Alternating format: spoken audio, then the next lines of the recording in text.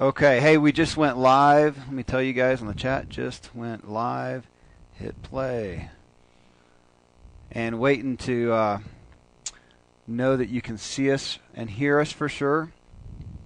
And especially that I've got Teri's mic set up right. Test, test. Can everybody hear me okay? Yeah, if you guys could help us know that the volume levels are the same would be beauty. Curtis, okay. And you don't even know. Well, yeah, you do see the email. Curtis and his wife are joining us at the event. Oh, I think I emailed her. Yeah. Okay. I don't think you signed up yet because I know Brenda's sending you guys a link, so she'll get that to you. Picture and volume good. Okay, beauty. Okay. Hey, we're a minute past, so here we go. Hold your breath there. You ready?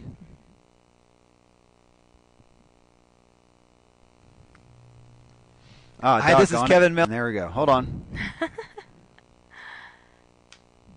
All right, let's try it again. Wrong thing. Take two. Break away. Break away. Say goodbye to yesterday. Swing the hammer, crush the chains and break away. Welcome to the Free Agent Underground Show. This is Kevin Miller, and today I have my wife with me. We're going to talk about some relationship stuff. Actually, we're going to key off of a blog I did yesterday. But today is Tuesday, January 10th, 2012. Beautiful day in Colorado. We just did a run together, had a quick bite to eat, and here we are. The premise, just to kick off, is going to be why your friends and family can't support your free agency. But we're going to get into talking about spouse at the end of that as well. But I wanted to have Teri join me consistently, hopefully.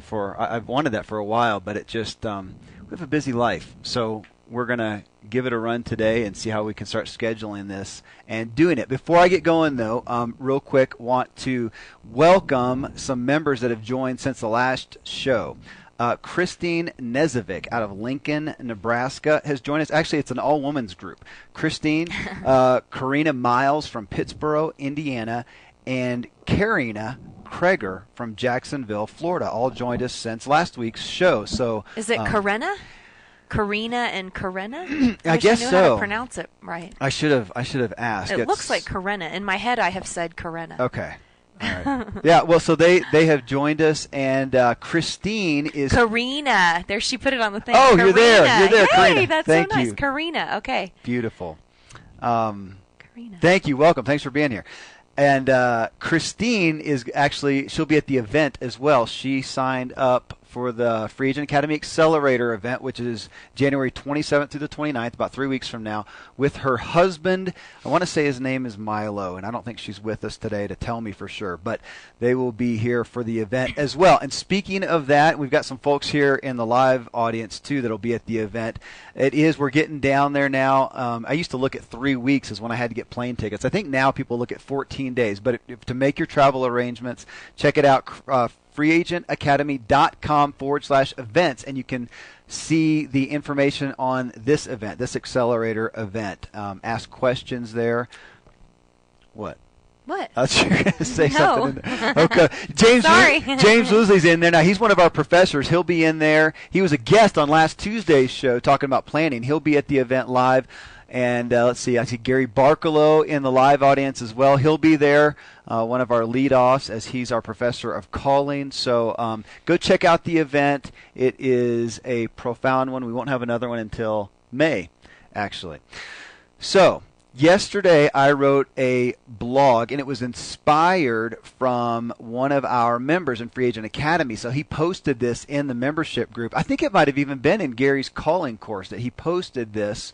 And I wrote it. It was kind of fresh on my mind. I'd also watched the movie Invincible, which I'll be talking about more, and we'll talk about it in this. But great movie. It's a football movie, so but don't pan it off as just some sports movie. Yeah, because I could care less about football, but it was great. It's a great. So we'll talk about that a little bit. So those two things feeding on themselves. Here's what Eric writes, and is Eric with us in the live audience today? I don't see him. He says, while visiting family over Christmas, I found that even though my father ran his own very successful business until he retired, most of my family is not supportive of free agency. When I talked about this community and class in Free Agent Academy, I got that look, like I was crazy for thinking of going down that road. I need encouragement that that road doesn't end in disaster. Anyone else face that kind of helpful comments, he has in quotes, from family? So, again, this is one that we hear a lot. Again, it was fresh on my mind from watching this movie Invincible, where the guy has little support from a lot of people. And so I went and wrote on it because I think it's one of those things that it's easy to pawn off, but it haunts us, and I see it debilitating people over and over and over again. The reality that those closest to them, who theoretically know them the most, who then don't encourage them in going after, it's handicapping. It's incredibly overwhelming, and I see it as one of the primary chains for people to progress. And so I did my best to do it justice. So we're going to discuss that a bit today. Those of you who are with us live, I'll be watching your comments. It's easier for me to watch your comments when I'm doing it with somebody else, because when she's talking, I can look and pay attention a little more because I'm not rattling off my own mouth here. Now, I will say that we are, and Colin, Michael, I see you, that this topic is kind of close to home. Good. Now, before we embark on this, friends and family, okay, and I titled it, Why Your Friends and Family Can't Support Your Free Agency. We're going to talk about this, and we're going to sidestep for a minute the spouse specifically, because it's a lot different than everybody else. And we could spend the whole time talking just about that one. So we're going to save that one for last. I was going to say save the best for last, but maybe we'll save the worst for last. The hardest for last. Yeah. Okay. Well, so I posted this yesterday. Teri and I talked about it. She didn't have time to read the thing, but we got the premise. Mm-hmm. The premise on it, and a bunch of you guys left some really insightful comments, though unfortunately a lot of them were just saying, man, that's where I'm at. I understand that feeling.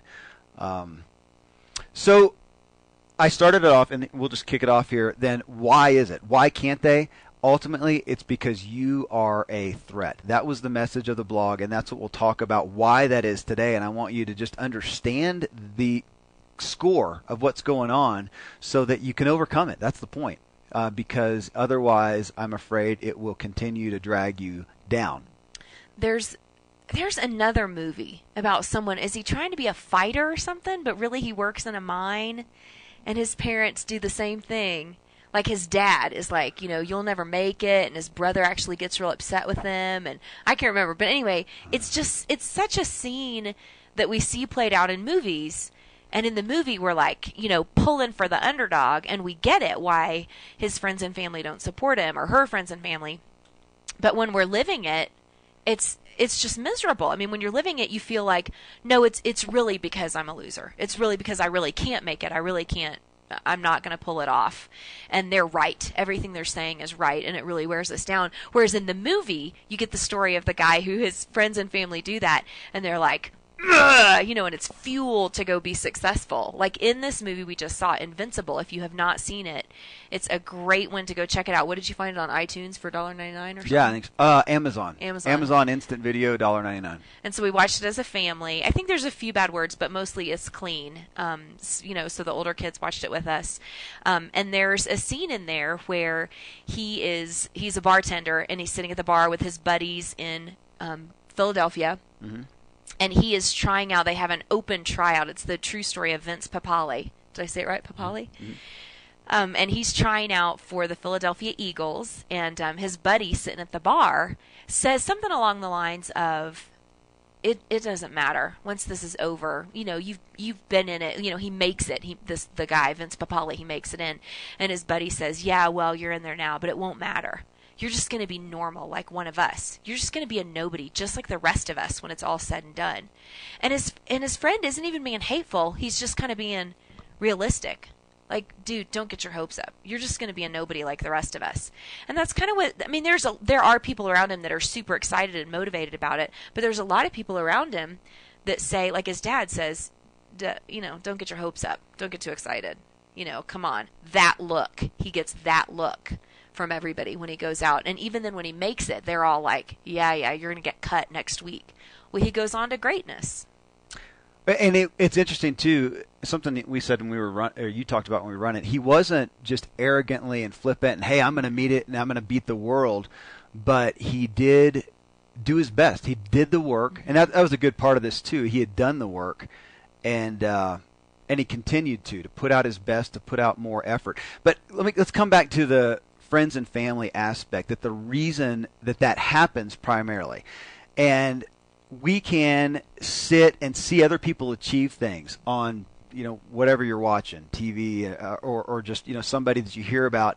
You can see them achieve something of greatness and discount it because you don't know them. They may have, you may figure that they have a leg up or they got a lucky break, some way to discount them. But when it's somebody close to you in your own home or one of your own close friends and family, it's a threat, because if somebody does something, it really points a finger back at the other folks saying, you didn't have what it took, or you didn't do what it took. Even the very aspect of saying, I want to do something better, I'm going to go do something better. You haven't done anything yet, but just saying it is even a threat. Mm-hmm. And so what I see with friends and family who are not encouraging and not supporting, it's not about you that they're talking about. It's about them, because you're now shining a light back on them. On their mediocrity. That's like what the friend at the bar was saying. You're going to be a nobody like us. You're going to be just like the rest of us. You're going to be mediocre, because he couldn't stand the thought that his friend, one of his own, might work hard enough and do something great and achieve greatness and get out of the nobody mediocrity that they were in. And so it was threatening. Oh. But like you said, he wasn't accusing Vince of, you're so mediocre. He was saying, you're going to be like the rest of us. He was saying, I am so mediocre that I am threatened by your desire to do something great. Yeah, it is. So I really believe that is the truth by far and large, that when you get that lack of support, when you get that criticism, disdain, second guessing, hey, you should do the responsible thing, all the kind of things that you're going to get here, it's about them. It's not so much about you. Now, I can say that and you can go, oh gosh, it makes sense. But you got to really pay attention to that, because it is a huge weight. Because in your mind, even if it's subconsciously, you really, what our minds revert to is thinking, these people do know me. Mm-hmm. They do know me. They know my history. They know my weaknesses. They know me. And so if they're saying I can't do it, I probably can't. Even though there's this Yahoo Kevin Miller and maybe some other people encouraging me, but they don't really know me. Now, what I wrote about in the blog that's also a truth is the reason why I or other people who are spouting this kind of stuff are more apt to encourage you is because we know our weakness. I am some Yahoo. My wife knows my weaknesses. She knows me in comparison to everybody else, and she knows my IQ's not any bigger, higher. My intellect's not any better. I'm not Superman. I'm not brilliant. I've never been really called a brilliant. I'm not a certified genius. I have nothing to claim other than maybe this guy, Vince. I do some work, I do some work. And so for me to look at you and go, can you do it? Probably. I didn't have anything great. And also, I had the fortune of seeing so many people achieving significant things who are sometimes laughable in their, what you would look at as incompetence, and yet they're doing it. And so for me to look at you and go, can you do it? Man, if you do the work, yeah, you can. I don't care about your past so much. It's what you're capable of. But that's the holy grail in this conversation, I think, is we look at the people who know us and say, gosh, they do know us. And in this movie, and Teri, you talked about this, the guy's wife writes him a letter that says, you'll never make any money, you'll never amount to anything, you'll never make a name for yourself, something like that. And he reads that, and it's it's some fuel for him in this. But for him to look at that, she's lived with him. They had been, I think, married in the movie 5 years. Now, this is based on a true story, so I don't know if that was literal in all this, but for the analogy's sake, she knows him for 5 years, and she knows that for 5 years he has continued to deal with unemployment. He hasn't achieved a whole lot of stuff. He goes and plays football with the boys in the lot, and spends a good time at the bar and does some part-time bartending. She doesn't have a whole lot to go on here. And he's got to look at that and go, it's true, but is that all? I thought we weren't going to talk about marriage at the beginning. Because you're getting into it. Am I? Yeah, okay. Okay. I'm about to jump on that. Are you? Unless we pull. We'll come back to that. We'll come back to that. Okay. 'Cause I got a few things to say about that. But the point is, the people who are closest to you do know your crap. And you probably have crap to deal with. But does that mean that's all you are? And here we are. So if anything else, if you can look to me or to anybody else, and we're saying, look, everybody who we have seen, including ourselves, who have achieved some of these things we're all going for, have just as much crap, have just as much failure and past baggage. That's not the point. If we're only judged by that. And I actually ended, I told you, I'll probably paraphrase it wrong. I actually ended this blog with saying, knowing you and what is possible. Knowing you and what is possible is not knowing you're normal and the world's normal. It's knowing the world's truthful possibilities and your truthful possibilities. Now, in this movie, not to just use it, I mean, this guy had obviously worked out. He probably worked out every day. He was pretty big, pretty buff. He played football with the guys. He watched football. He knew the plays. So he had some preparation in there. It wasn't just a blind thing. He had some preparation. Yeah. And hopefully that's something that you guys are doing, pursuing, personal development. And people in Free Agent Academy are pursuing personal development, business development. And so they're doing those things. This isn't pie in the sky stuff. But it's looking and just having that reality of those closest to you are more prone than anyone to give you pushback, because for you to go out and do something outside of the norm, to do something better, to do something, whether it's extraordinary or it's just good, whatever level it is, for you to do that when they know you, they can't discount you, it's painful. It's painful for them. Mm-hmm. You would hope that they would be, yes, go higher than I am, but this is not human nature, and it's generally not those who are closest to us, their nature, because they have their weaknesses. Yeah. Now, are you reading these? A little bit. A little bit? Yeah. Danny in Nashville. Here in Nashville, many of those in the recording business, I would say the majority are free agents, not quite to the degree of film where people come together for projects and line up their next one while doing a project, but similar. I'm no longer in that work, by the way, but did not make the decision at that time conducive to success. Okay, but I think the point then is you're saying that you do have a lot of other free agents around, which is great, because that is a part of this, is saying you've got to find a new environment. Because Colin was talking about he didn't have anyone around me. Oh, no, Curtis. I see Curtis. I don't personally know anyone who is a successful free agent. Believe me, I've searched. We need role models. Yeah. Well, okay, so Curtis, I mean, this kind of segues to the next point, that I mean, in a sense, like even coming back to that movie, well, no, that didn't work so great, because he kind of got pushed back even from the guys on the team. But either way, it's like you talked about, if you want to run a marathon, you're not going to go to all your couch potato friends and say, come on, I'm going to run a marathon, and get encouragement and support from them.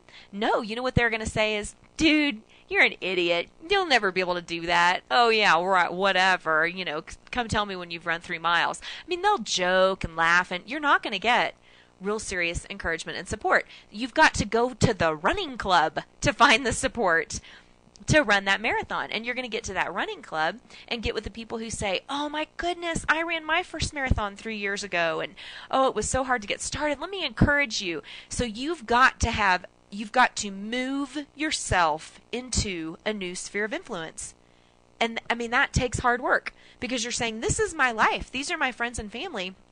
I've got to get my life out of this place. And I'm not saying you have to move across country, but with running, you can't expect that you're going to get it sitting in your living room. You've got to go out and find the running club. Okay, so same thing like Free Agent Academy. Find a new sphere of influence. Curtis, if you don't have any role models of free agents around, get involved in Free Agent Academy, and I'm sure that you are. But so for other people, if you're out there going, yeah, I just don't see it around me. So you've got to put yourself in a sphere of influence where you do see it, where you do see the emails of Deb and Gino saying, I did it, I'm done, fireworks display, I am now a free agent, I've left my job position. Yeah, and I'm seeing in the chat here, well, they're all loving your analogy, but Gary Barkalow put, Joseph's brothers said, here comes that dreamer. Let's kill him and throw his body into one of the wells. That's awesome. Yeah, Genesis 37. I mean, there's a lot of biblical analogies for this. Even Jesus, who was well received everywhere except his hometown. I mean, we joke about that, but we don't look at the reality of that. He was better received elsewhere than those who knew. Jesus, the carpenter guy, come on, Messiah, and that's really difficult. Now, I put there on that note, Gary, thank you. I put in the blog yesterday. I put, you're here, and you'll appreciate this, Gary, talking about desires of the heart, which you are our leader in. I said, you're here reading this because your Creator has put certain desires on your heart. Trust Him.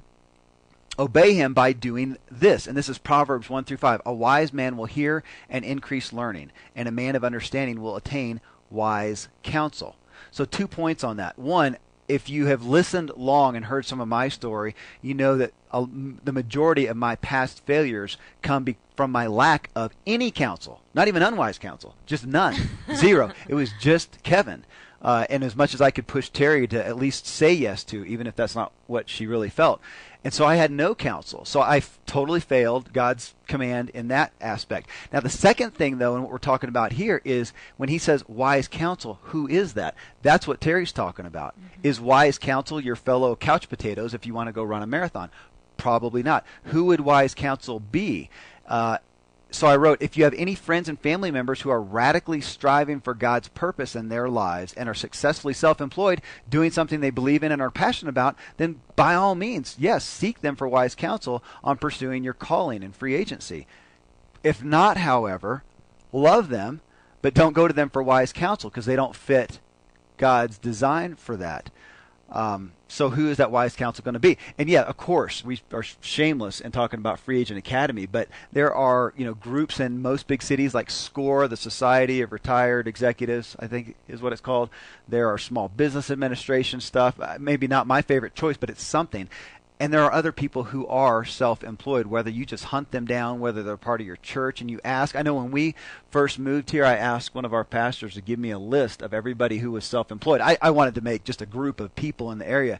I think I got 20 people or so, self-employed folks in the area. Some of those were realtors, independent contractors, somebody who owned a plumbing company. Builders, yeah. And authors. I got a list of those, and those are the people that you'll be amazed at what they will offer you if you will ask for their advice and counsel. But you've got to get those people around you who know it's possible. They know the ins and outs. We're not looking for just patronizing pats on the backs, but people who are invested, who care, and know the score. That's the wise counsel you've got to surround yourself with. My last point, and then we can get into some of these posts here, is that are there, and I didn't write about this, but I thought about it today as we were talking, is it possible to just have enough faith in and of yourself and unto God to withstand the naysayers and go it alone? Is it possible? It's possible. It's not your best bet. Again, as far as seeking wise counsel, there are people who are arrogant and opinionated enough. And that was me. Now that has its own negative sides as well, but I was okay, take my own belief and go forward. There are some people who are ignorant enough. They don't know any better. Like the Forrest Gump. The Forrest Gump, then to go forward. That has its own problems as well. Most people, though, are going to fit in the middle, and it just has so much weight. If you don't have somebody, not only having people that are criticizing you and giving you, pulling you down, but if you don't have people who actively pulling you up, your chances, you're on thin ice. You're really, really hurting your chances. That's like, are there any solo ascenters of Mount Everest? Man, they're few and far between. Most of them die. Once in a while, somebody will make it. But what are the most of the stories we read? It's a group. It's a team. It's an analogy, but it's just absolute truth. And if I'm to go down and show you successful free agents, I didn't say just self-employed people because that's not all successful in the terms that we define it, but successfully self-employed people, they did it with a team. They surrounded themselves with people to encourage them, and they realized that it's a lifeline. I love that, the idea of ascending a mountain, that if you're going to reach the summit, one of these really, really massive summits, that if you're going to reach the top, your chances are so much better in a tight-knit group of like-minded people with similar strengths, similar passions, because it's natural in our weaknesses and the ebb and flow of our bodies and our emotions and our spirits that there's going to be times where within the group I fall and I just am low and I need the team around me. I need people around me to carry me for a while and lift me for a while and help me walk along and continue the ascent. And then I regain my strength and I'm okay again. And then somebody else falls. And then I've got to be able to hook my arm around them and help lift them up. And that's what that community of like-minded believers can do. And if you don't have that, yeah, I mean, I'm like, you're not going to summit. You're going to get halfway up and come back down. Forget it. Or you're going to die halfway up and be some terrible story of, absolutely, tragedy. Well, Curtis points out here, he says, because going back to Gary, you talking about Joseph, this is the biblical Joseph. Interesting that Joseph's dreams were not just personal wishes. They were from God. Joseph's calling in life was to be the leader he ultimately became. A great, great word. And that is important because in hearing from so many of you, I hear these, not just pie in the sky dreams, but I mean desires on your heart, convictions, pains in your current life, and things that you feel like you need to address. And we are trying to bolster your faith, and you need to surround yourself with people. Again, this isn't just patronizing. Oh, that's great. These are people saying, yes, you do the work. You seek God. You surround yourself with people, which is part of the work, and you can do this. And you need to. It's your responsibility. That I think God's calling you to this. Most of the folks who may be around you close, who are your naysayers, that's not where their heart is. Again, this isn't just to diss our friends and family, but it's just to call a spade a spade. They're generally responding to you in reference to themselves. Have compassion. We had somebody post, boy, and it might have even been you, Karina, was it, that posted in response to Eric in our members group yesterday, the need you had to have compassion and kind of check yourself in regards to your friends and family because of anger towards them for where they stood. And that is good. This isn't a railing on how terrible your friends and family are. It's just pointing to humanity and that this is not so much about you as it is about them, and you have to be about you in this. But that compassion, that's a great point. I mean, it just takes me back to that scene in the movie, and even his dad in the movie. And I love how his dad has some point where he says, just because I told you not to get your hopes up, son, it doesn't mean I didn't. That even when the people around you are saying, oh, give it up, you're never going to run that marathon, even if you're getting that kind of negative talk, there still may be something in them that they're like, oh, really? Are you really going to do it? Is somebody I know going to achieve greatness? And all the naysaying is, it's fear, it's insecurity, it's I'm threatened. If you can do it, well, crap, then that just highlights more what a loser I am. And so if we can have compassion for that and try to turn the anger to compassion, I think that might, help our hearts at least. That is true, yeah, because I don't want this to be a friends and family who, feel like at least that it's out of love for you. We had a member, and I've mentioned this before, who was very set back by as he felt God's call on him to pursue a business and a ministry, who ultimately, as he ran into obstacles and some struggle, and it was financial, and the pastor finally said, dude, why don't you just get a job? And he felt, this is my spiritual leader as I am seeking unto God. As Moses went out with the people and hit the Red Sea and no food, no water. And here's his spiritual leader in his life saying, it's do the responsible thing, safety, security, comfort. And he said, are you kidding me?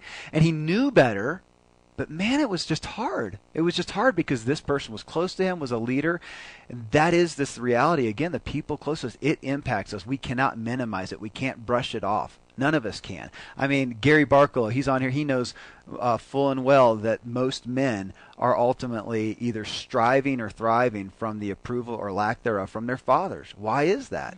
We should be able to recognize that and discount it. It's so hard, and we have to look at that and deal with it. Now, Kathy Manasco, she says, it's a good issue that you guys are talking about here in the chat room. It was early up in the thing where she said, "How did you reach out, Caroline?" Well, and then she said, all the self-employed people in my church, small church, are men, and they don't really know what to do with me. I'd really like to connect with other self-employed women. Kimberly had talked about posting it on Facebook. There's been some conversation there where someone was saying, well, how, because Caroline said, hey, she was encouraging Curtis, keep reaching out to find that sphere of influence of people that are successfully free agents, that are making it work. Keep looking, keep surrounding yourself with those kind of people. And so Caroline was encouraging and said, I really did that. It made a difference. Somebody said, how did you do that? Well, here, I'm going to add to that, Caroline. One of the things that Caroline did, golly, was this like 3 years ago? I don't think I had 7 yet. I only had 6. Maybe I was pregnant with 7. I can't remember. Anyway, but I get this note from some random woman. It was like, I think it was Facebook. It was early on when I'm on Facebook. And I'm like, yeah, whatever. You want to connect with me? Who are you? So, I friended her. So this is Caroline Jimenez, who is like now totally a precious soul sister friend, part of Free Agent Academy. But we ended up connecting, but it was just that pursuit where she sent me an email because of some stuff she had heard Kevin, but then had heard that we had a big family. We both had 7 kids. I must have been pregnant with Nakota, pregnant with the 7th. I don't remember the details. But it was just that constant reaching out. She sent me another note. Hey, I'm wondering about this, and I'm really struggling with that, and what would you suggest? And just that reaching out. And then she and I just continued to connect until we just really had I think that we are both a great encouragement to one another. So, to keep pressing in, and sometimes it's a bizarre connection like Facebook, That's a great point. When you look at people in social media, especially Facebook, Twitter, I don't do LinkedIn, but I know a lot of great things happen there as well. But the people who are progressing, who are making contacts, these overnight success stories, they're people who I see are voraciously, like it is an absolute lifeline, seeking connection, seeking somebody to glean from, wisdom, and to support them. And the more, and then the ones, and conversely, the ones who I see who are going along it kind of arrogantly, like I have a bad history of doing, often don't, they have more struggles, less efficient, and often don't make it, and kind of cut off their nose to spite their face. There's some humility in it. There really is. I used to point to, a lot of you guys should know Kent Julian. He has, we talked about him last week too, I think, speakitforward.com. And this guy, he's a pretty aggressive guy, really a great speaker and presenter, and has his stuff together. That guy impressed me as he humbly went forward, and he would ask, and he would connect with people. And I know it because it impacted me, because I saw him at a couple of events, and he would do what he does and connect with people and ask them questions.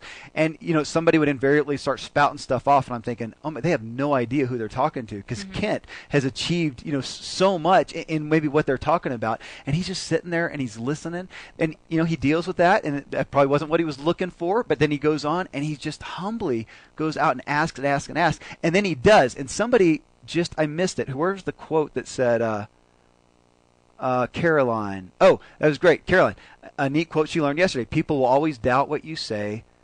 They have to believe what you do.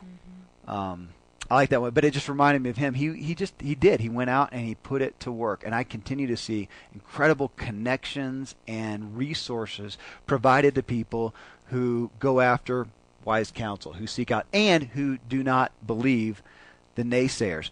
Now, on that, I do want to read one comment because it's worthwhile. Andy Traub, a lot of you guys know Andy. Incredible guy who talk about a testimonial. He would be great to have had on this show as a testimony of voraciously connecting with people and seeking wise counsel and not listening to the naysayers. So he writes yesterday, he says, declaring ownership of your destiny threatens others because it says you have accepted mediocrity, and many have, and you said so much a minute ago. He goes on to write, this applies to owning your business, owning your family, owning your health, owning your finances, owning your faith, owning your birth experience. That's the one we get the most crap for, he says. When we say, I'm going to do it a different way, the compliant person must confront their decision to stay in the status quo. Now, here's a line that I took. I actually posted it on Facebook yesterday. It was so great. He says, to look at someone in freedom is to confront your own entrapment and the sad reality that you hold the keys to freedom and have decided to keep the door locked. Oh, that is great, Andy. That's so awesome. I should have told him I was going to read that. He'd be here. That to look at someone in freedom is to confront your own entrapment and the sad reality that you hold the keys to freedom and have decided to keep the door locked. Makes me think of that vision thing I said when we were running. If I can remember how I said it, let me think for a minute. You think about it, and then I'll hit this. Now, one piece of this, and this comes back to those friends and family, those dear, well-meaning, really, honestly, well-meaning friends and family, however, who are responding out of their own fear and issues for the most part, is that we are to love and honor them still. This isn't a dissing session. And in that frame, there's where I feel like we're to take that responsibility, that desire that God has put upon our heart, and it is our responsibility to walk it out also for their benefit. Because if we can overcome and have this success, have this achievement, pursue this conviction that we feel like, this calling, and do it, it will ultimately inspire them and, as Andy would really appreciate, give them permission to do what they may not have felt that they could, or they may not have had the gumption to, whatever, as you finally do succeed. Now, there will be some that ultimately can't stomach it, and we see plenty of movies with that where there is success. And Gary Barkalow posted some incredible scriptures that really even outline, families and those close to each other who could not handle the other's success. That happens sometimes, but generally what we see is if you ultimately go and do this thing, pursue what inspires you, and go inspires others, it will give permission to other people, those closest to you, to finally do that as well. It'll be a gift. What you're doing will impact them so much. So this may not be just about you. It's not just your journey. It's for your family. It is for them. You've just got to have the cojones to go do it and to take that load and to be okay with the fact that you were the one burdened with that load, or gifted, however you want to look at it. And you will impact them. No different than we see that on a negative side. If you go downhill, how many times have we seen somebody have a divorce and it gives somewhat permission to those around them to go ahead and do it as well? So I love he pulls it out. I don't know what version NCV is, but anyway. Well, Gary also already posted just reminding us that Joseph, that his brothers, couldn't tolerate his calling, his dreams and visions. And then David, from Samuel 17:28-29, when David's oldest brother Eliab heard David talking with the soldiers, he was angry with David. He asked David, "Why did you come here? Who's taking care of those few sheep of yours in the desert? I know you're proud and wicked at heart. You came down here just to watch the battle." And David asked, "Now what have I done wrong? Can't I even talk?" And it's just that thing, thinking that his brothers knew that he was proud and wicked at heart. Big whoop, aren't we all? Yeah, we all have evil crap inside of us. Does that mean that we have to accept our mediocrity? Does that mean that because I can't get it right every time, that I can't have any wisdom for another mom? Just because I don't perfectly do it right with all seven of my children, so then I just need to shut up because I'm proud and wicked at heart. Because I can't get it right every time, I'm not going to share anything.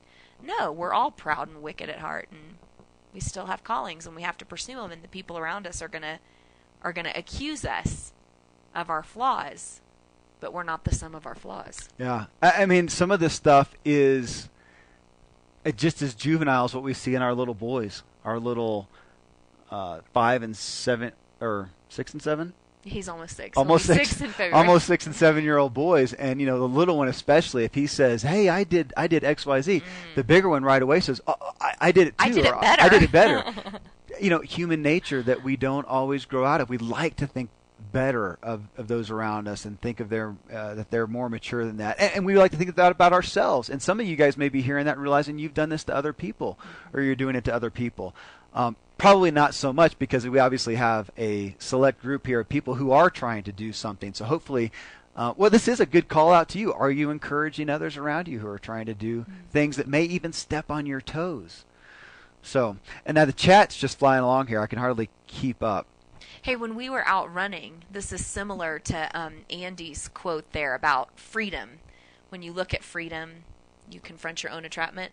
So we're out there running, and I'm being able to see some of the mountains. We're just right up here on Rampart Range Road, and I mean, it's just 360-degree gorgeous views just right up from our house.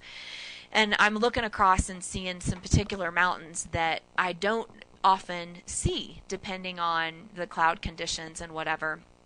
And then looking across, there's one particular mountain range that I just find particularly beautiful. It's the one that, what are they? The Collegiates? I don't know. The Collegiates. It's right above Buena Vista. Oh, yeah. Yeah, okay, so I always look over at Buena Vista, and I love it. It's just a beautiful, real symmetrical mountain range. But I can't always see it very clearly, but we could see it really clearly today. And I said something, I'm going to muck it up, but I said it really beautifully. But it was something along the lines of the ability to see far away, the ability to see that long-range vision is not contingent upon the ability of your eyesight. The strength of your eyesight, yeah, something like that. Not contingent upon the strength of your eyesight.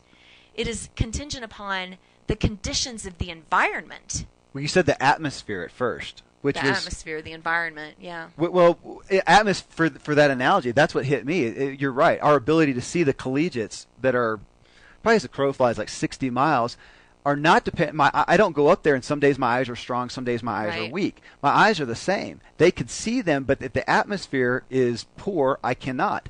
So what she's saying, the ability for you to see, to have faith in the desires that are God's whispering into your heart, as Gary would talk about, that these convictions that you have, these, you know, the pains, desires, whatever, your ability to see those, your faith in those, is not.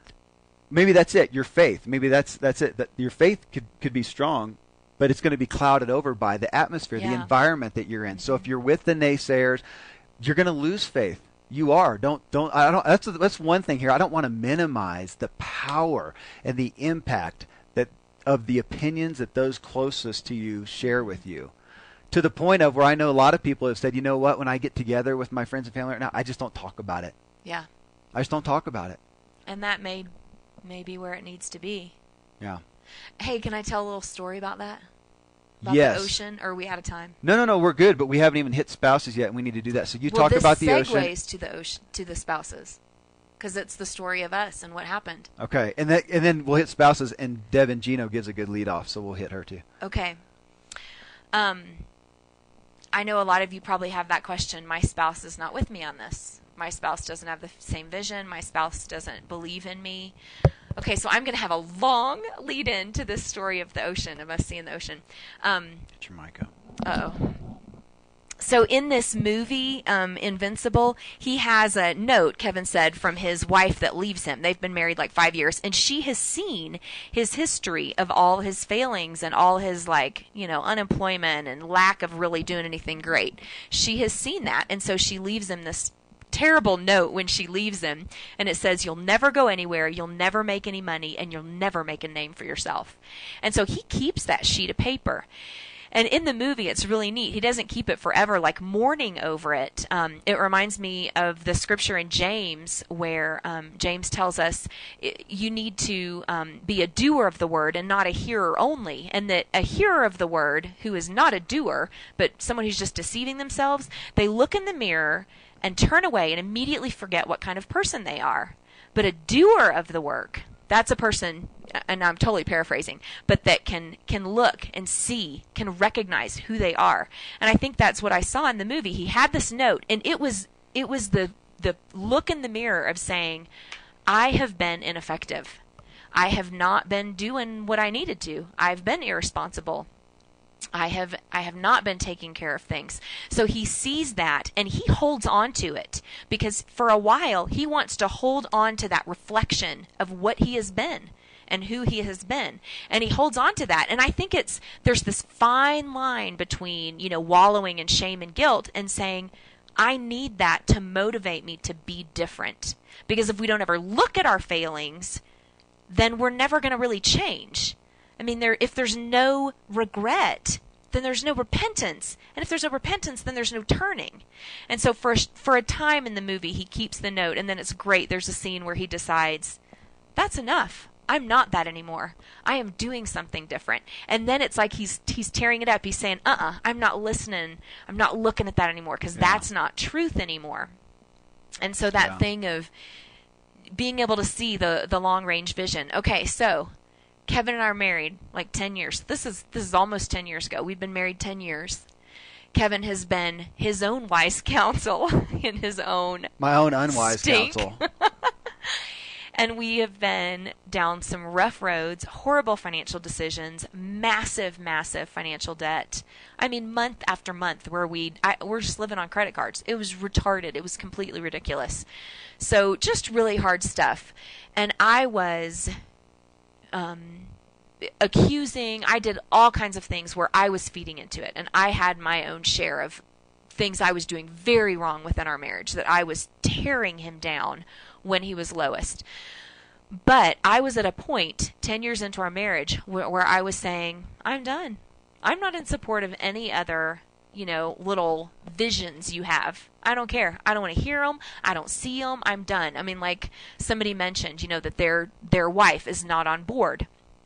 So I was that spouse. I was not on board because I had the history. And I would venture to say, if your spouse is not on board, it's because you've got history. Well, no, I'm with you in our case. Now, I'm seeing Marshall here, and he's talking about there's some fear of change. I mean, this is new territory for him, because if you've been self-employed, there may be knowing the history, or that there just isn't any. There isn't history of you being successfully self-employed, so this is just change, and there's fear in that. But with me and with some of you, that she had cause. I mean, she had cause. I had screwed us. Yeah. Royally. I mean, we had not only our finances, but just security, or even just knowing what to count on, because you're not bent on security so much, but it was just chaos. Yeah. Chaos, and it was going downhill, and you didn't see any light at the end of the tunnel, and I wasn't showing you anything different. So there was cause. So I was at that point of not being supportive. And so I mean, maybe I'm wrong, and there are all kinds of different stories. Different people have different stories, but it may be that if you don't have a supportive spouse, it's because there is history, and there is history of hurt or insecurity, of doubt, failure, whatever. Okay, so Kevin made some changes. He took a job. I had just about packed up the kids and left him. Not divorced, but just saying, I'll just go support us on our own. So we had really hit rock bottom, made some changes, sold half our belongings, packed up everything, moved out west. We end up with Kevin taking this job in California. And so we get out to California, and Kevin has it all glorified. I still like to say I was an independent contractor. I wasn't a W-2, but I was there for them. It was a job, and it was an reliable income, and that's what I needed. I worked in a cubicle for 30 days. True story. Was it only? Yeah. Well, I went home back then, and forth, but yeah.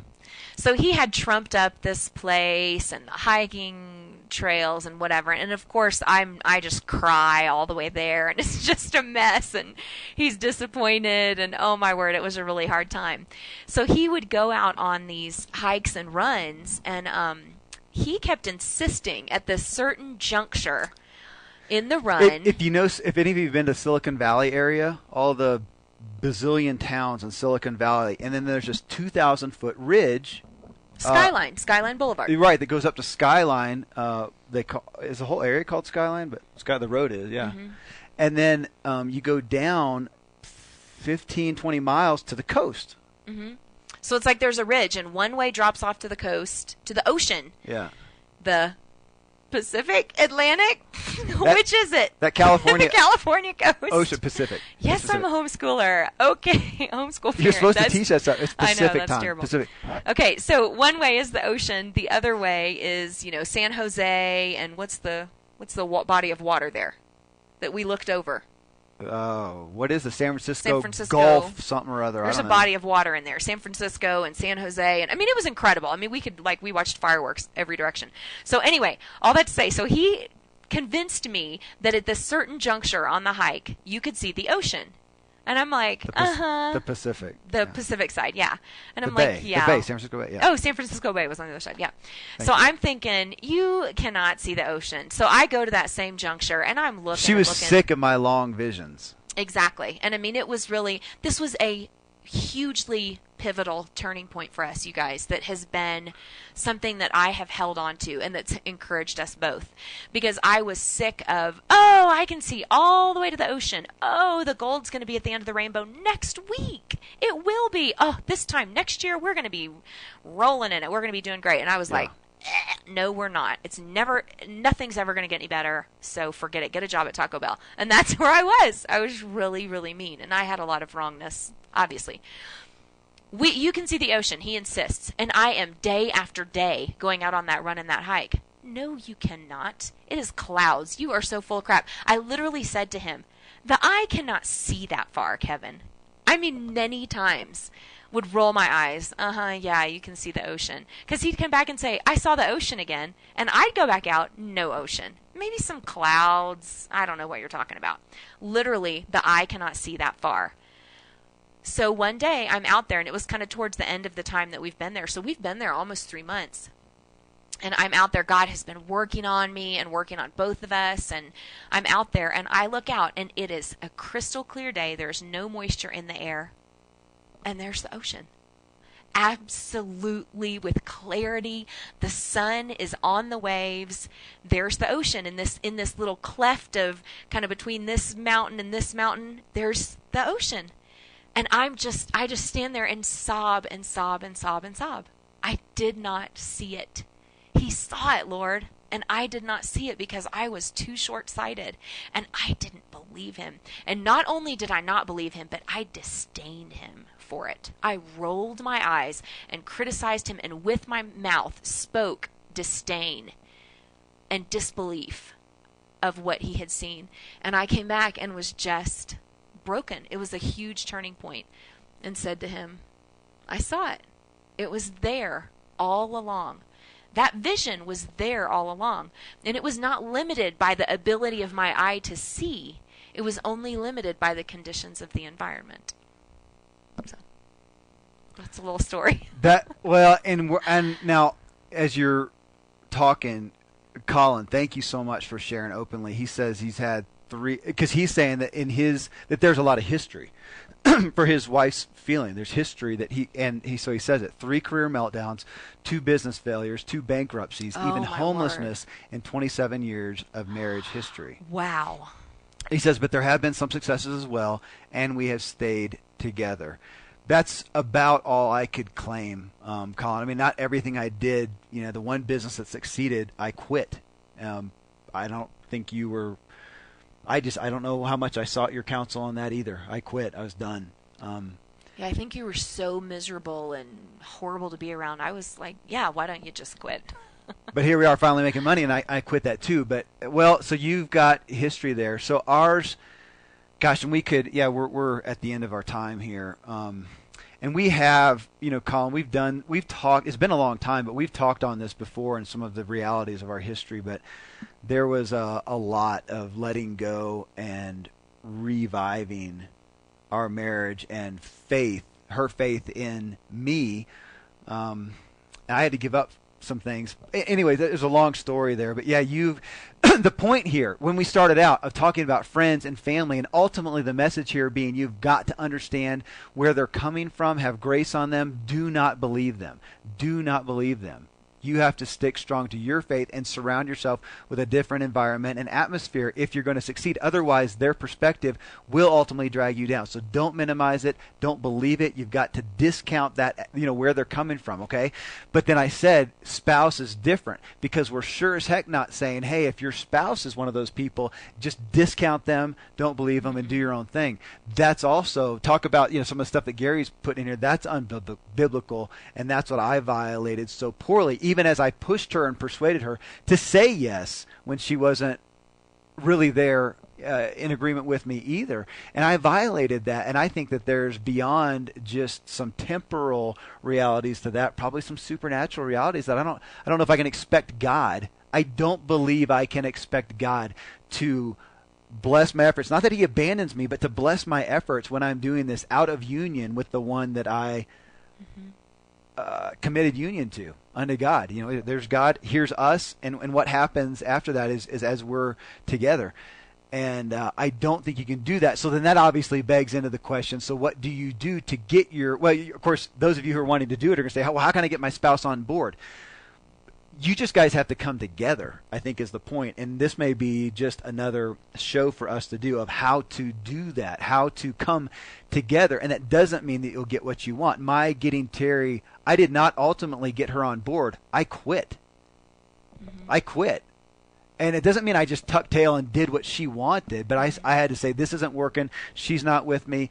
I'm going to quit holding on to it, and I quit. Now, when it all comes down to it, that big quitting, selling all of our stuff, moving cross country, and you could say, so for the next 10 years, I worked a job or something. It lasted 3 months. 3 months, and then we moved to where we wanted to move. I had so I was at that point, it was an independent contractor, so I was doing my 1099s. I took on another client, and we slowly grew from there. So it wasn't some long term of, hey, I gave it all up.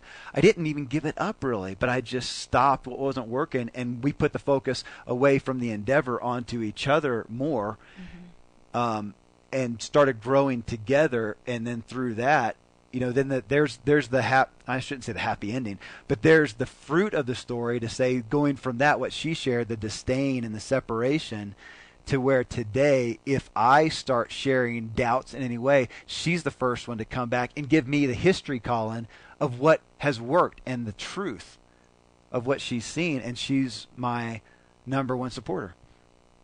But it was coming together and us getting on the same page, and that may be, for each of you, for you guys hearing that, who knows what that journey may lead to you. That may just be sitting down and talking about visions and values. It may be going to therapy. Well, and I think maybe the first step is just that recognition. Look in the mirror and face who you are. Look in the mirror and face the mistakes. And we went through a lot of that. I mean, I was about, beating him with it. I want you to be sorry. I want you to repent. I want you to say you're sorry. And that was important, that that Kevin had to come to a place of saying, you know what? I have failed. I have screwed up over and over again. I have gone my own way, and I have messed it up. And I remember the conversation in the doorway of the bathroom in the Wilson Pike house, sitting on the floor opposite each other. Probably because I was sitting by the heater. And him saying, I'll do whatever it takes. Because I was doing the whole, I am packing up the children and leaving. I've had it. And he sat there and did the whole broken confession. I am sorry, you're right. He accepted. He read the note like in that movie, and he said, you're right. I mean, in the movie, unfortunately, the marriage broke up. But how would it have been different if he had gone back to that wife and said, you know what? You're right. I have been nothing. But I believe I've got something better inside me. I know I've messed up, but I believe there's a calling. Will you have faith in me one more time? And I'll do anything to help earn that respect and trust back. And Kevin did that. Well, and the movie's not a good example. He was passive in that relationship, unfortunately. But again, the point being here that we're separating spouse out from friends and family, because even though they may be, and somebody put this, I'm sorry, I missed it. Somebody put this in the chat box a minute ago, put this above. Even though they may be responding just like the friends and family we're talking about, because it makes them feel inadequate, or there's just fear of change, or there's fear of your own history that you've showcased, whatever that they may be reacting in that's not healthy and well and right, upright and righteous. It may not be that, but they're the one that you cannot then just discount, because we've seen people. Well, you know what? I honestly see both sides. I see people then who say, well, then just scrap it and I'll just be miserable for the rest of my life. And they go that route. I do not believe that that is best either. That's disobeying what the desire and the calling that God may be putting on your heart. And that makes for a lousy husband. So your husband stays in a job he hates just to make you happy with security? That's not really going to work out in the end. That's passive. So on the other side, though, is a person who says, well, I'm going to screw you, I'm going to do it anyway, or who does it covertly, which I see. Some people do that. They're trying to hide away and do free agent academy classes when their spouse doesn't know that they're doing it. That's not cool either. Yeah. I don't think that God will anoint that either. Unfortunately, the answer is in the hard work of saying, of seeking your God, seeking counsel, and then meeting with your spouse. And the problem is that you guys are not together. Our problem was not, I was exacerbating it by circumstances, for sure. But ultimately, as you often said, it was just bringing to the surface a problem that's already there, and it was, trust, faith, care, and your union. We were not together. We were not together. That's what the problem is. If we're together and we go forward in this and still have financial hardship, that's okay. We're together. We're together. Moses and the Israelites were together. Well, they bitched about it, but he had his cohorts there. They were together in that, even as they hit hard times. The point was being together. If you're not together, it's not going to work out whether you succeed or fail. And I want to go back to what you said at the very beginning, and what I think kind of the point to kind of come back to is not to believe it. Don't believe your naysayers. And even if it's your spouse. Because what if Kevin had believed me? At the end of 10 years, I quit encouraging. I berated. I said, you'll never amount to anything. I said things to him like, it will never end. We are going to live in poverty and debt for the rest of our lives. She did. I did. And You never said I wouldn't amount to it. You always had faith in me to some point, I think. I thought. Maybe I just wasn't quite that hateful to fully attack you. I don't know. No, but you said our circumstances, which was an attack on me. It was faith in me, and that was the biggest thing as a man. But I think either way is she made it clear that her faith in me, trust in me, was not there, and there's nothing more that I want than that. That's what broke me. But that I said nothing will ever change. I said, you're a fool, and this is ridiculous, and it's never going to change. Just get a job. And what if he had believed me? I'm so grateful he didn't believe me. I'm so grateful that God shut my mouth and taught me the power of my words, that if I would say, you're great and awesome, you can do it, even when really I'm thinking, you're a fool, it'll never come together, that God helped me to see the power of my words to make that come to pass. But I'm so grateful that he did not believe me, even though I had plenty of history to say, this will never come together, we will live in poverty forever, we will always be in debt. He didn't believe me, and he pushed on through, but doing what it took for us to come together. Well, again, but go back to Teri's quote, and then we gotta quit. We'll do this again. Going back to her quote about it's not the strength of the eyes, but the atmosphere. Her saying that, I did not lose faith ultimately in those desires that I felt God stirring in me in ways of distaste, in my realizing that I was so shackled if I was to be an employee that I needed to be doing my own thing. I felt faith in that. I was given the opposite of what we're talking about here, that your friends and family, I have to admit, I was given that atmosphere to see and to still have faith regardless from my parents.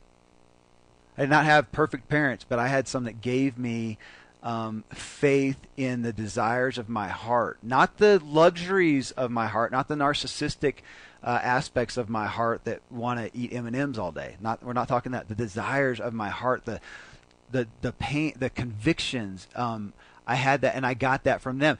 That's rare, and most of you guys, and that was the point again of this podcast today, this show today, is to say you're not getting that. So these people closest and dearest to you and who influence you and your thoughts about yourself the most, who are probably not supporting you, you have got to understand where that's coming from and realize that is not the sum of who you are. And you've got to overcome that, or you're pissing in the wind in a lot of ways. It's a hard struggle.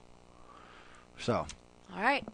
Thank you. Yeah, we've gone an hour. Thank you, guys. Okay, so any feedback you want to give on us doing this together? Because Free Agent Academy, that's where personal development's happening, and then business development. And I don't do a whole lot of shows and sit here and tell you how to do social media, how to do a marketing campaign. That's the stuff that we can teach in there.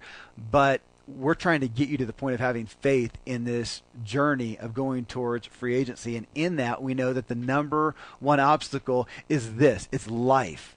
It's our image of ourselves, dealing with those around us. It's fear. It's change. And this is what we spend the majority of our time talking about. We don't spend a whole lot of time talking about business strategy so much, because most of what helps or hurts the business is us, me, how I'm leading this. And this is my number one fuel, or that helps me or hurts me, is how we're doing together and where our faith is, our relationship under the quality of our environment, the quality of the atmosphere. Yeah. That is going to directly affect your vision. Yeah, there you go. Because the calling is out there. The ocean is out there. The mountains are there. And your eye can see them. I mean, we can see 60 miles away all the way to those mountains in Buena Vista and further, I'm sure. The eye can see them. The calling is out there. But it's the quality of the atmosphere that's going to cloud your vision. These desires of your heart, as Gary would talk about, and this faith that you feel, and this conviction, they're true. Those are the truth. But if your atmosphere is crap, you're not going to. It's pointless. Hey, thank you. Thanks so much. And Caroline put in some past things we've done on marriage. Go to freeagentacademy.com, click on the blog, and there's categories, hit marriage, and you'll find some more like this. But we'll do it again. Thanks, lover.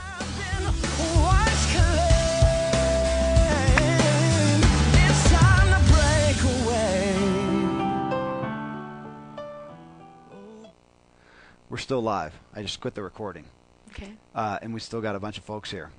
Well, hey, thank you. Hey, Scott. Scott Stearman. Scott, I just told, like an hour ago, I told Kevin your concept, just that whole thing you shared last night. I kept waiting for when can I put that into this, because Kevin was talking about the effect of the environment and people around, and your parents and whatever. For those of you listening, Scott Stearman, who's one of our dearest friends on the planet, godfather to our kids, and one of my core guys that I do life with and talk with a lot, and so he just popped up here in the chat. So let's not share it. Let's not say it now. But so at another show, let's talk about encouragement. Let's have a show when we talk about encouragement. And Scott, I want to share what you said about your dad, and about that's how we need to be for each other. That's how God is with us. And I just love that phrase, Scott. It's just gone around in my head. Look at that. Look at what you did. Look at you, my girl. So we'll tell more about that later. Teaser. Yeah. Okay. Hey, thank you guys for all the chat stuff. Yeah, it was still hard to keep up with, but I know a lot of you guys were just talking to each other and giving encouragement and resources to each other. So thank you. Look at that. So nice. Scroll down. I forgot to give my example of whoever's moms. in here, look up higher. Congratulations on overcoming together. Thanks for sharing. Thank you. I don't know what your name is, but thank you. I don't recognize you. And Danny D. Nash Vegas. Aw, you're very gifted together. Aww. Thank you. The transparency is as encouraging as anything I've read lately. Thank you, Danny D. We're like old Army buddies. We've been through a lot of crap together. I don't want to be an Army buddy. Well, in that sense, though, we have. Well, and we're lovers too. That helps. Yeah. Well, hey, thank you guys. Thanks so much, everybody, for tuning in. I'm gonna look at how to position this, but I want to do more of this talking about just the pursuit, just the life issues of pursuing, anything of extraordinary or the callings of your heart. But in this free agency, the free agent life, which is, I didn't talk about this either. That's the point of it. This life we feel called to, and the freedoms that we need from the grind to walk these out. And that's the point of why we talk about self-employment. It's just a vehicle. Hey, why don't you have a brainstorming thing and let people suggest ideas for the name of a show that's, like what we talked about. Can we do that? Yeah, she's saying, for those of you, 20 of you guys here now, what she's saying but is... you could post it on Facebook or do it in FAA or whatever. Oh, yeah, true. I mean, that would just be so fun, because there may be some killer name out there that's just perfect. Okay. She's talking about right now, Free Agent Underground show that we do, and she was talking about doing it as, what did you like, unplugged. Like it would still be the Free Agent Underground show, but then there would be once a week there would be an episode that's I use the word unfiltered, or the unplugged, where I told Kevin, so let's he and I were just talking and arguing and working through conflict last night about the business and struggling with stuff about Free Agent Academy and about my business, which is homeschooling my children. Yeah.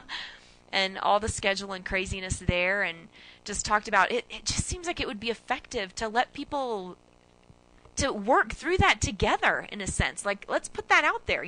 That's real life of free agency. It would be easier if he just worked in a cubicle and I just sent the kids to public school. But we've chosen something different, and when we simplify it gets more complicated. That'd be a good show, because it wouldn't be easier.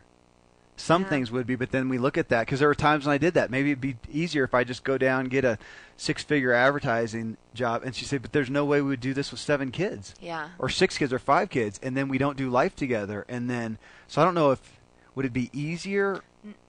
Not easier, but in the sense of not having to constantly work through stuff and it's easy. Question things. It's easier to not question the norm. It's easier Ignorance it's easier is to conform. It's easier to conform. That's the point. It is easier to conform.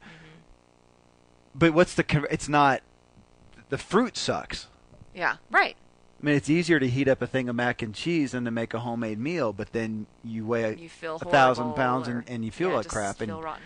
So the idea would be that there would be an episode each week that's like, the free agent life unfiltered, or I don't know. So it would be nice to take suggestions. Like, what are suggestions for the name of a show that would just be really, really raw? The two of us being pretty raw about what is it, what comes up, what are we like? Are we ever not raw? I don't know. Well, but some of it would be, kind of the countercultural. We spend some of our time figuring out how to live this countercultural life, not because we've just set out to be countercultural, but because when we feel convicted that, oh my gosh, we see these illnesses in the family and realize that gluten is not, they're not thriving well. They do better when we don't have gluten. Oh, we got to cut gluten out of it? That sucks. That's really hard. Mm-hmm. And it's not cultural. It's how do you eat at a restaurant or over at somebody's house, and realizing that, okay, the kids aren't going to die, but they're going to have the trots and be bloated and complain if they have gluten. And so as we're pursuing health, and there's a lot of stuff that comes up that's not all about self-employment. Self-employment, again, and we just need to do another show on this. Yeah. That's just the vehicle to have the freedoms to walk out what we feel is healthy. But living out of the box that's I don't know. It's a good piece of it. Colin says, I love gluten. Great. Dude, I do too. I do too. It just doesn't love me. That's a bumper sticker. I love gluten, but it doesn't love me. Yeah, me too, man. Hey, I just think there's a few sites I love. The Nonconformist Family is so great for encouraging the weirdness within. The Nonconformist Family is a good one for bucking the norm. Nina, what is hers? Shalom Mama. Shalom? Nelson. Shalom Mama? Yeah. Is that it? Shalom Mama. Really, really good one. And I think all these, if you Google them, you'll find it. They're blogs or websites. The Nonconformist Family, Shalom Mama, she really, really advocates, living out of the box kind of stuff, but in such a down-to-earth, personable way. Really inspiring. That's a great site to go to. Weird for Good. I love Weird for Good. He's an FAA member that I don't think it's built into a big business, but I love reading his stuff. So Weird for Good is a great one to go to. Yeah. Oh, is he listening? Yeah. Oh, okay. Well, I think Weird for Good is a great one because it just encourages it's just another one of those blog sites. And I know there's a lot of other ones out there, but I love those. I love Redeeming Caroline's blog. It's just inspiring in her faith. And those are just some fun ones. And then I have stumblingaroundinthelight.com, but I don't write that often. Maybe I'll get to write more in 2012. Well, you're doing this now, and I put that. You don't even know. I put a note out. Yeah, she's saying Weird for Good. That's Erin Nichols, who's online with us right now. There you Oh, go. he did a happy face. There you go. She does, man. She talks I about really your like blog it. a lot. So Well, that's awesome. and oh my gosh, the Nonconformist family has really. Oh, and Jamie, the Very Worst Missionary. No connection with Free Agent Academy. Jamie, the Very Worst Missionary is Jamie, isn't it? It's not Jay. Jamie. So you can Google that one too. Jamie, the Very Worst Missionary. Well, that would be a good one. Wow, she's great. That'd be a out of good the one. box. Michael Good, he's a member. He's here in the chat box right now, and he says community is invaluable. Yeah. It'd be good to talk about. Maybe that'd be another good show topic. Just talk about community, how we surround ourselves. I don't think we think about it so much now, but we are pretty voracious about surrounding ourselves with support, with community. Yeah. And that supports the different things that we feel called to. Even online community, and that online community has huge value. It's so encouraging. Yeah. I mean, Yep. Caroline, she lives in Chicago area, and she's a huge encourager to me. Wendy Stoss is a huge encourager to me. Michelle, Noel. She's just Michelle. She's such an encouragement to me, and she's like the prophetess of my heart. She's such a blessing. And those are, I mean, like, I've never even met Michelle in person. I've met Wendy. Yeah, Wendy and I have hung out, and Caroline and I've definitely hung out. Yep. So anyway, Okay, we gotta go. Okay, hey, we'll do it again. Now I'll do the show tomorrow, and I don't remember if I've got a possibilities call talking about somebody's idea or not, but I'll put it out tomorrow. Hey, thank you guys. Thanks so much for coming and chatting and giving your wise counsel to everybody. Thank you. Bye. See ya. Bye. Bye. We're still live.